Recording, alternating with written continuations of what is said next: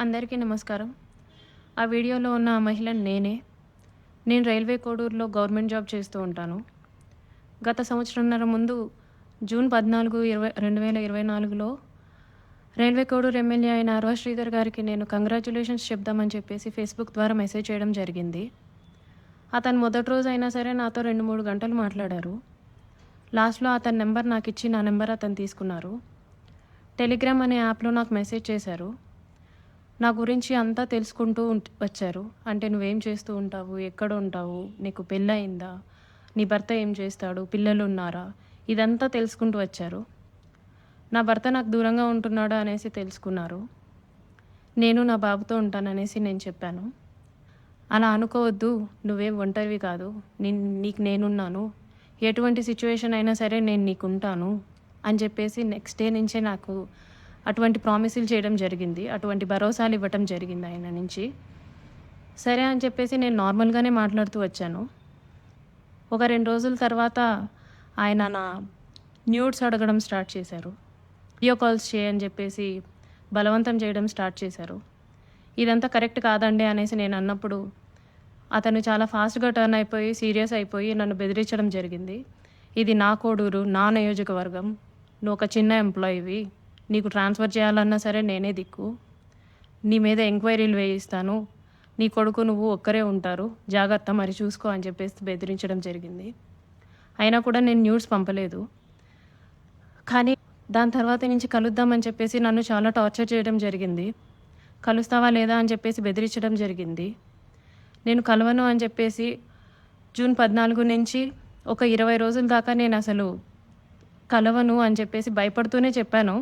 భయపడుతూనే నేను ఇగ్నోర్ చేస్తూ వచ్చాను.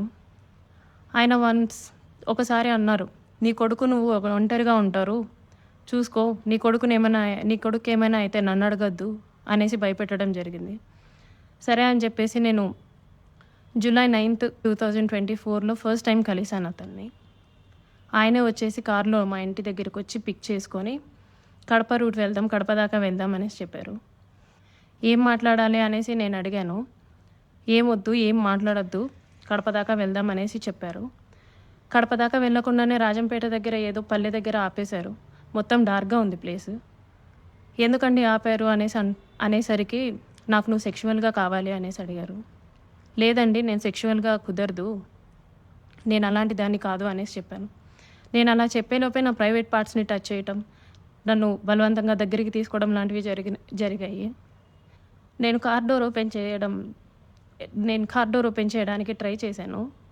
అతను నా జుట్టు పట్టుకొని వెనక్కి లాగేసి నన్ను గట్టిగా కొట్టారు. 2, 3 సార్లు కొట్టారు. చాలా గట్టిగా కొట్టి కార్ సీట్‌ని అడ్జస్ట్ చేసేసి నా మీదకొచ్చేసి నన్ను చాలా బలవంతంగా రేప్ చేయడం జరిగింది.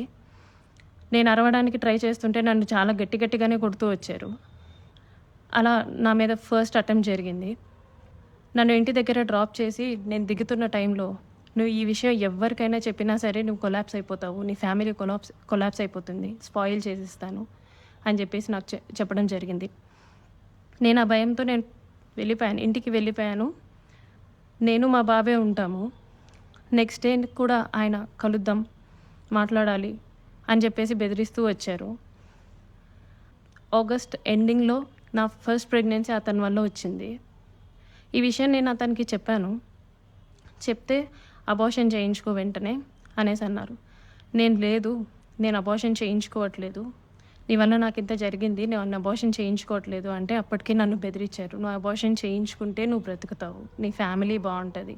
నీ ఉద్యోగం బావుంటది. లేకపోతే నా గురించి నీకు తెలుసు అని చెప్పేసి చెప్పడం జరిగింది.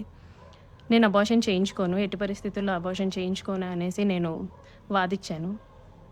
ఒక 2, 3 సార్లు 2, 3 రోజులు నన్ను బాగా బెదిరించి తర్వాత అష్యూరెన్స్ ఇచ్చారు. "సరే నీ భర్తకి నువ్వు విడాకులు ఇచ్చేసేయి. నేను నిన్ను పెళ్లి చేసుకుంటాను. మీరు ఎలాగో దూరంగానే కదా ఉంటారు. నేను నిన్ను పెళ్లి చేసుకుంటాను.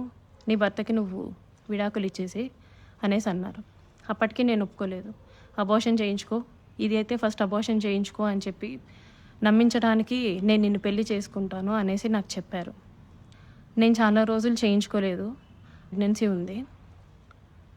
ఇంకా ఆయన కంటిన్యూయస్‌గా బెదిరిస్తూ ఇంటికొచ్చి కొడుతూ, చేయించుకుంటావా లేదా అని చెప్పేసి టార్చర్ చేస్తూ, ఫైన్ డే నేను అబార్షన్ చేయించుకున్నాను. ఆయన మాటలు నమ్మి నన్ను పెళ్లి చేసుకుంటారని ఆయన ఇచ్చిన అష్యూరెన్స్‌ని నేను నమ్మి నేను అబార్షన్ చేయించుకున్నాను.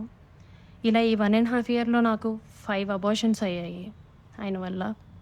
ఎప్పుడూ మా ఇంటికి రావటం, నాకిష్టం లేదు అని చెప్పినా సరే నన్ను బలవంతంగా బయటికి తీసుకెళ్ళో, లేకపోతే ఇంట్లోనో నన్ను కొట్టి, మా వాళ్ళని బూతులు తిట్టి, చాలా రకంగా నన్ను సెక్షువల్లీ అటెంప్ట్ చేయడం జరిగింది. నాకు తెలియని విషయం ఏంటంటే, ఆయన నాకు తెలియకుండా మా వాళ్ళ నంబర్స్, మా వాళ్ళ కాంటాక్ట్ డీటెయిల్స్, ఇంటి అడ్రస్‌లు ఇవన్నీ కనుక్కొని, నా భర్తకి కాల్ చేసి, "నువ్వు ఆ పిల్లకి విడాకులివ్వాలి. విడాకులు ఖచ్చితంగా ఇవ్వాలి. లేకపోతే నిన్ను, నీ ఫ్యామిలీని, నీ కొడుకుని ఎవ్వరిని వదలను. అందరినీ చంపేస్తాను" అనేసి బెదిరించడం జరిగిందంట. ఇది నాకు తెలీదు. ఈ విషయం నాకు తెలీదు. నా భర్త నన్ను తర్వాత కాల్ చేసి "అసలేం జరుగుతుంది అక్కడ" అనేసి అన్నారు. ఇలా జరుగుతుంది అనేసి నేను మా ఇంట్లో వాళ్ళకి చెప్పాను. ఇలా రోజు ఇంటికొస్తున్నాడు, నన్ను కొడుతున్నాడు, నన్ను టార్చర్ చేస్తున్నాడు, ఫిజికల్లీ నన్ను చాలా వాడుకుంటున్నాడు అనేసి నేను చెప్పి ఏడ్చాను. వాళ్ళందరూ నాకు దూరం అయిపోయారు. "నీ ఇష్టం వచ్చింది నువ్వు చేసుకో" అనేసి నన్ను తిట్టేసి నాకు చాలా దూరం అయిపోయారు. "మేమింక నీతో మాట్లాడం" అని చెప్పి నన్ను వదిలేయడం జరిగింది. ఇదంతా ఆయన ప్లాన్డ్‌గానే చేసినట్టున్నారు. మా వాళ్ళందరినీ నాకు దూరం చేయాలి అన్న ఒక ఉద్దేశంతో చేసినట్టున్నారు. వాళ్ళందరూ నన్ను దూరంగా వదిలేశారు. మా ఆయన మా బాబుని తీసుకెళ్ళిపోయాడు. నేను ఒక్కదాన్నే ఉంటూ వచ్చాను. గత 6 నెలలుగా నేను ఒక్కదాన్నే ఉంటూ వచ్చాను. నేను నా ఒంటరితనాన్ని, నాకు పేరెంట్స్ లేరు. అమ్మ, నాన్న లేరు అడగడానికి, చేయడానికి. అమ్మ, నాన్న లేరు. అతను నాకు అష్యూరెన్స్ ఇస్తూనే వచ్చాడు, మ్యారేజ్ చేసుకుంటాను ఎక్సెట్రా అని చెప్పి.